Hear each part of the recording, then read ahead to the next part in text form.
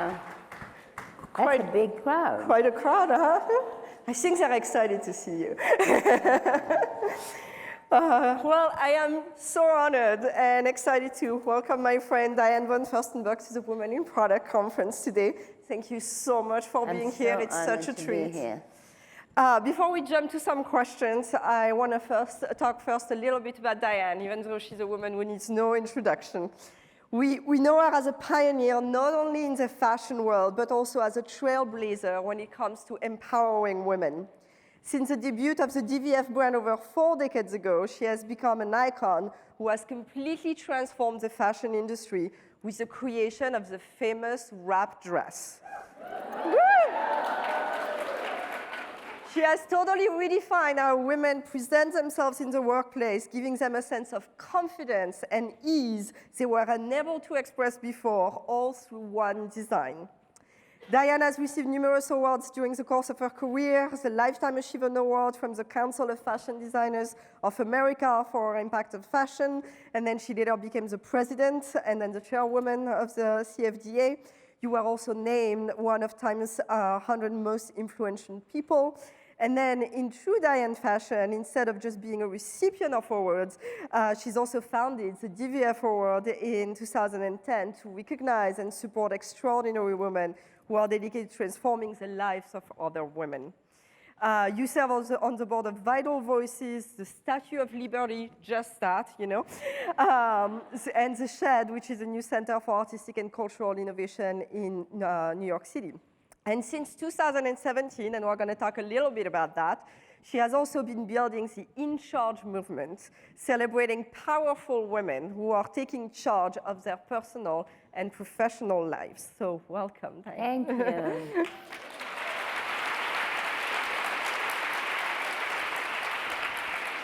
So we have the luxury today of being in front of a room of women who build products, who build the future. And so I thought I would start with a question around building products. You have built one of the most successful fashion products of all times. And I'm curious if you can tell us a little bit more about the story of how you came up with the idea and what has it been to build this successful product? Well, first of all, thank you so much for inviting me. And I wish I could introduce her because Fidji is a remarkable woman. And she's really a woman, but she's so strong and she has vision. And I think that I've had a full life, and I'm much, much older than all of you, so I can speak with experience and whatnot. But, you know, when you build something, you're never really sure whether it's going to be something important or not. And when I created the wrap dress, I mean, all I wanted was to become a woman in charge. I wanted to be a woman who was independent. And you know, when you start in life, you have all these doors in front of you. And my door was to meet this man in Italy who had a factory. And certainly of all the doors I had in front of me was the least glamorous. But I made this little dress. And I came to America, and I had this little dress in my suitcase, and I sold that little dress. And that little dress allowed me to live an American dream. And then, of course, the more confident I was, because I became so successful in my mid-20s, which now is a very current thing, but at the time it wasn't. The more confident I was, the more I was sharing my confidence. And because the reason my product was a little dress, I could share that. I could go around and wrap everyone around with a little dress. and so I realized that as I was becoming confident, I was sharing my confidence. So for the last 45 years, I've had this incredible relationship with women. It was also the time of women's liberation. It was Gloria Steinem, and it was all of that. And my dress became a symbol of the women's liberation. And you know, it was early 70s, and it was the time of the pill, and before AIDS. So you can imagine the period between pill and AIDS, that was a good one. So, you know, and my dress didn't make any noise if you took it off,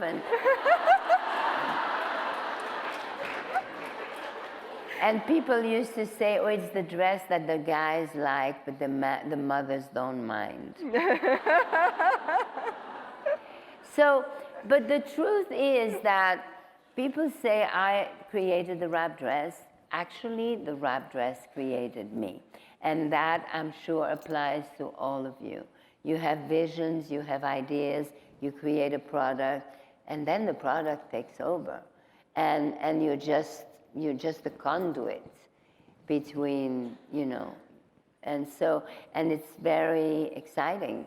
And so what is wonderful is about ideas, and it's about visions, and it's really almost always about function, right? What if I had that, you know? What if I had that? I mean, at the time that I created this little jersey dress that, you know, was nothing, I mean, it was just practical, it was just easy. And so, like that. So we just like that. So we tend to see all the successes, but the DVF story hasn't been a straight line. There's been a lot of ups and downs. Can you share how you've handled the setbacks and how you've kept going on your vision? Well, first of all, I think that it's very important for everybody to know that when people think you are at the very top, right? Age 28, I was on the cover of Wall Street Journal, Newsweek, I was all over. I mean, I was like really hot, right? Well, the whole world thought I was hot. At the same time, me, myself, I wasn't feeling that hot because I already knew that I had had such a sudden success that I knew I had reached a certain saturation with that dress. I mean, every woman in America had 1, 2, 3, 5, 10, sometimes 20. I mean, you know, so I knew that. So very often it's important to know when you look at someone and you think they're at the top of their success, maybe they're not.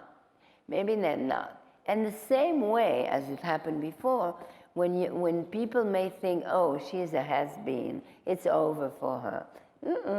Not really, because I already have a plan and I'm on the way up.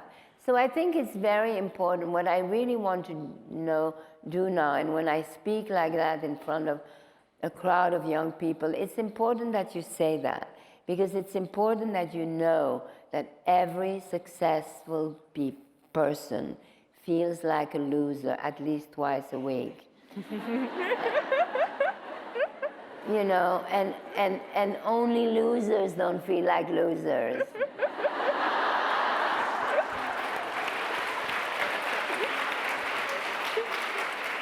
So next time you are in doubts and you feel like a loser, remember that. And go in front of the mirror and say, if I doubt my power, I give power to my doubts. Remember that. I didn't write that, Balzac wrote it, but I use it. Shifting gears a little bit and talking about your stories. Both of your parents were refugees, and your mother was actually a Holocaust survivor. You were an immigrant to America, and you became an icon for the American dream. Can you explain how this story has shaped who you've become? Well, I was definitely born out of ashes, because 9 months before I was born, my mother was in the concentration camp. She was 22. She was there for 14 months, but she survived. when she survived, she weighed 49 pounds. She came back home. Her mother fed her a little bit every 5 minutes. So she felt like she was, coming up like a balloon.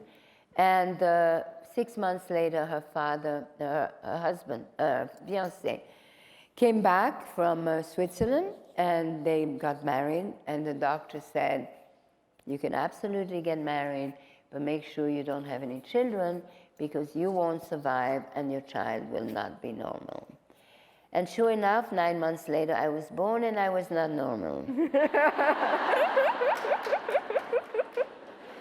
And, and so my mother always, as my mother was really a survivor, and I was really born from ashes. And so the most important thing for my mother is to teach me never to be a victim, no matter what happens. And that fear was not an option. So if I was afraid of the dark, she would lock me in a closet. And today she probably would get arrested. But she was right, because if you go in a dark closet, after a few minutes, it's not dark anymore. And even if it is dark, why would you be afraid of the dark? So I'm very thankful that my mother made me fearless and brave, and forcing me to be independent and owning it. You've told this incredible story about your mother and the form she filled when she walked out of concentration camp, asking her in which state of health she was, and she checked excellent. Oh, right. We found the Holocaust, then I became famous and so on, and the Holocaust Museum in DC, which I helped them to raise money, they did a research for 2 years, and one day one big box came, and they had done all this research about my parents, and there's the little piece of paper that when my mother was released and the Americans came, she had to fill a questionnaire. Name, first name, last name, where do you live, her address in Belgium, so on. And then they say, state of health. And even though she was 49 pounds and she couldn't move, she wrote excellent health. For me, this is the best story that really illustrates the idea of not being a victim. That's right. That's just incredible. You also say that the most important relationship one can have is the relationship you have with yourself. How have you nurtured that relationship with yourself over the years? I wrote a book a few years ago called The Woman I Wanted to Be. And if you're interested, you can get it online, and I read it. And I was thinking about, that the most important thing in life is the relationship with yourself. And I tried to understand, because I was lucky to have had a very good relationship with myself really, really young. And I was trying to figure out, when did it happen? And then it drew me back to when I was a tiny little girl, and in my mother's room, she had a big vanity with a big mirror. And I would spend hours staring at the mirror. Not that I liked the way I looked, because I didn't, because I was born in Belgium, where everybody is blonde with straight blue hair and blue eyes, and I had curly little hair. But what I realized with the mirror is if I made faces, the mirror would make the same faces as me. That's what it does. And so I realized that's the day I realized that I had complete control over me. I could make myself do whatever I wanted. And I think it all started from there. You've had multiple stages of your life where you describe exploring different sides of your personality, and sometimes personalities that were very different from one another. How can you help us understand, because you mentioned we're just a tiny bit younger, how to explore these different sides of us instead of being stuck in one path? I think I was always the same person, but I explored different thing of me through men. That's the advice? Can do that. I live different fantasies through the men. But I was always the same person. I see.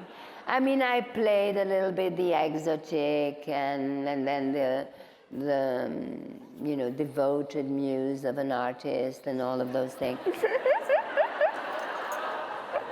But I was actually always the same person. And so it's, yeah.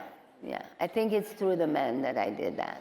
And you know, life is a journey, you know, life is a journey and the landscape changes and I'm very curious, even though now I'm an old woman, I'm still very curious, I'm still interested in talking to people that normally I wouldn't talk to.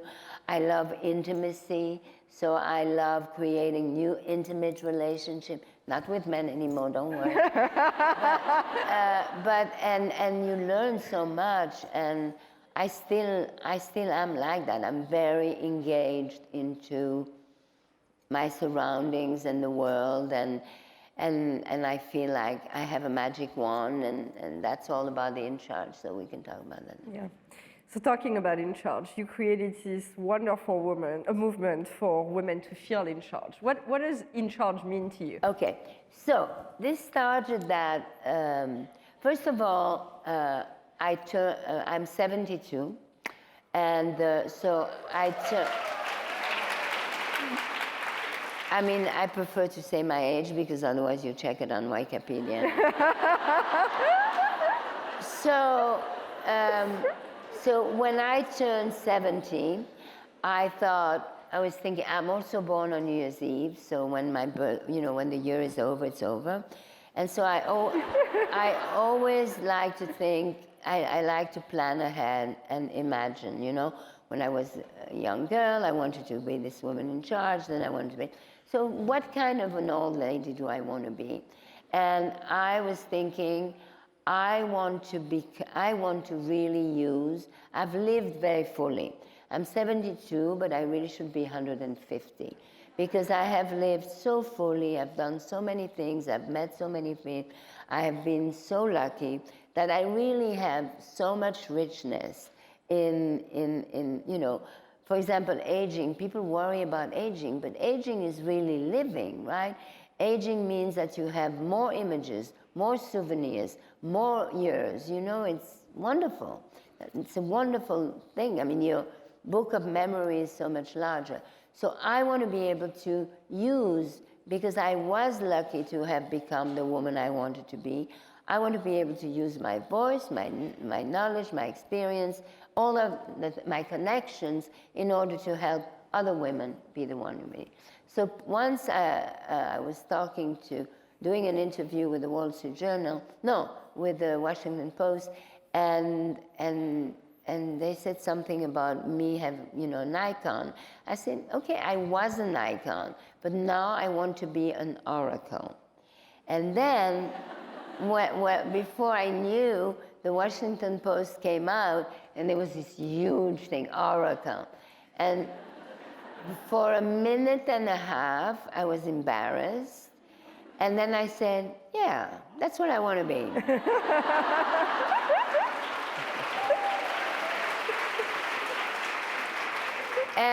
But if you want to be an oracle, you better, you know, prove that you're able to. And so because I always wanted to be a woman in charge, because when people ask me, who do you design for? I always said the woman in charge. Because when we do, you know, when I created the DVF Award or the International Women's Day panels, it's all about in charge. I thought, okay, let me think about in charge, because if you say in charge, it could feel a little aggressive, right? I had a T-shirt with written in charge, and I'm not sure my husband really liked me to wear that T-shirt. So I have to say, no, I have to explain what it means to be in charge. And I thought about it. And this summer I wrote a manifesto about it. To be in charge is first and foremost a commitment to ourselves. It's It's owning who we are and being true to who we are. If you own your imperfection, they become your assets. If you own your vulnerability, it becomes your strength. So it's all about owning it. It's all about the relationship you have with yourself. Because once you have a relationship with yourself, a good one, any other relationship is a plus and not a must. And you don't be needy. It's not attractive to be needy. And a man that I really value very much taught me something that his grandmother, who survived the genocide in Armenia 100 years ago, told him, and it's the best advice I ever got. The only thing you have 100% control of is your character. You could lose your health, you can lose your wealth, you can lose your family, you can even lose your freedom, but you never lose your character, even under torture. And my mother was an example of that. So, your character, the relationship with yourself, owning it, all of that is the little house, the shelter that you have inside yourself, which is really the core of your strength. So remember that, you know, being in charge is a commitment to yourself. And so from there, once you have that as an individual, then collectively you can, you know, use your voice, your connection, your thing, everyone, and talk about it and help others to be. And that's how the movements get built, you know, and we can apply that to anything. And then my CEO said, well, if you have a movement, you need micro steps. I didn't know what a micro steps was, but I thought about it. And it is connect, expand, inspire, and advocate. Connect, I will give you just a silly little example of something that I do every day. Every day, amongst the first 10 emails I do, I will make sure that 2 of them emails don't benefit me. And I don't need to speak, I don't need to leave a message, I can do it from my bed, but I need to pay attention. And I can introduce this person who doesn't know anyone, but he is incredibly capable. I can introduce her to you and change that person's life. And that's when you realize that we all have a magic wand. And the more you use your magic wand, the more powerful your magic wand is. And it's also a wonderful feeling, because very often magic wand also become boomerang, and they come back into your face. So that's for connect. The next one is expand. And this is so important for the group of people that you are here. Make sure that you interact with people that you normally would never interact with. You think you can teach them something, but the truth is that probably will teach you something to expand your universe. Inspire, very important, because don't underestimate the power of storytelling, but remember also that there's nothing more inspiring to anyone than talk about your challenges and your vulnerability. Because that is what is inspiring, because then people say, oh, they also felt insecure. And then, of course, advocate. You know, I think we all have to try to make an impact and advocate against violence, abuse, and inequality, and make a difference. That's it.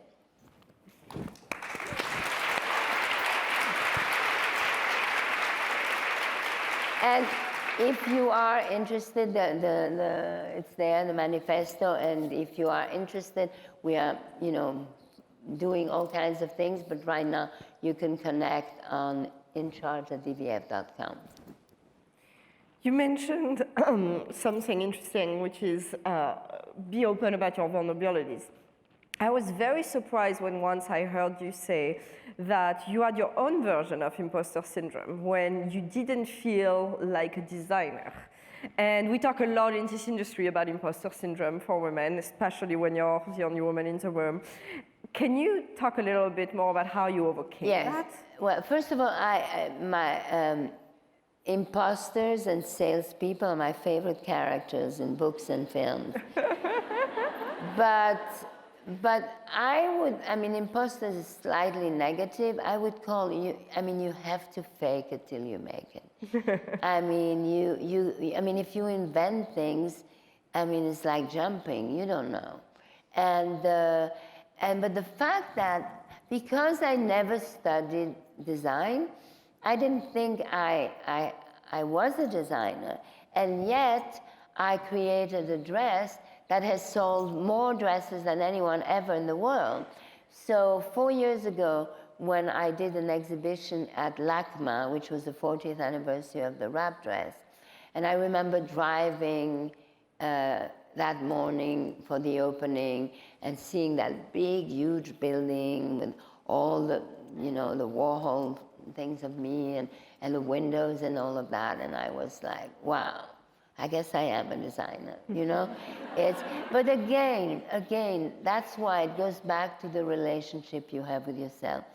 I talk a lot to myself. I mean, I think because, you know, the true satisfaction in lives are things that are very difficult for you to share with anyone, because it most always deals with something when you were little.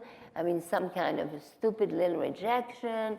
I mean, and so it's so important to have a relationship with yourself. It's so important to have time for yourself. And so I really, really think it's important to have moments of solitude and silence so that you can go back to be you. And because all the most nourishing you can get is from yourself. We could talk all day, but I think sadly we're coming to an end. So we are in front of a room of technologists, and technology is at an interesting time, at an interesting crossroad. Which advice would you give this room of people who are building the future to continue and build a better future? Okay. So because of AI and because of the machine taking over, which, by the way, I mean, I've been here for a week, and so they gave me, I got a car with a driver. I have never wished more for a driverless car.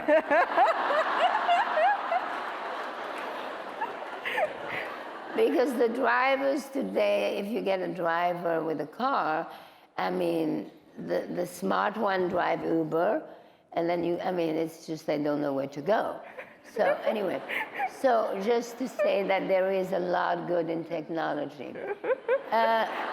Machines need to take over faster. Yeah. So I think the only way we could deal with this new society of machine is by paying more attention to the humanity side of us. I think that we have to be more humans than ever.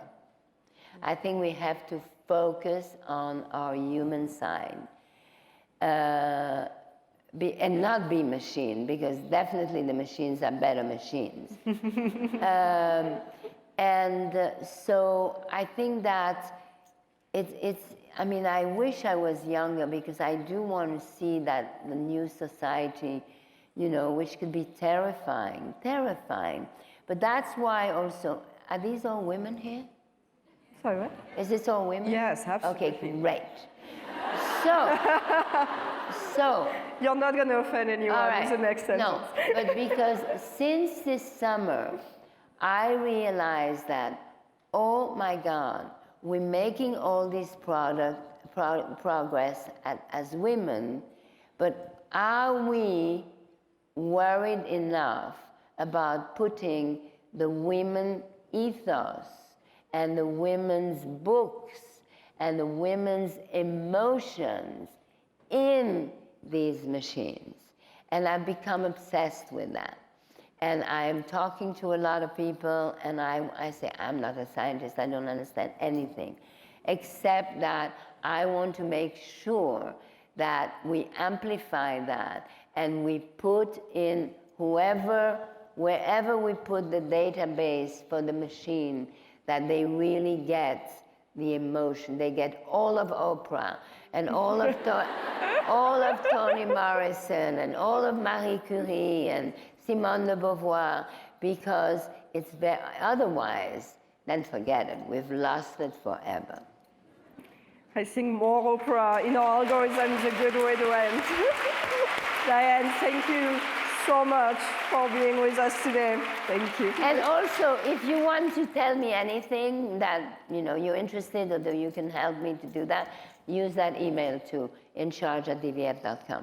Thank you. Thank you so much, everyone.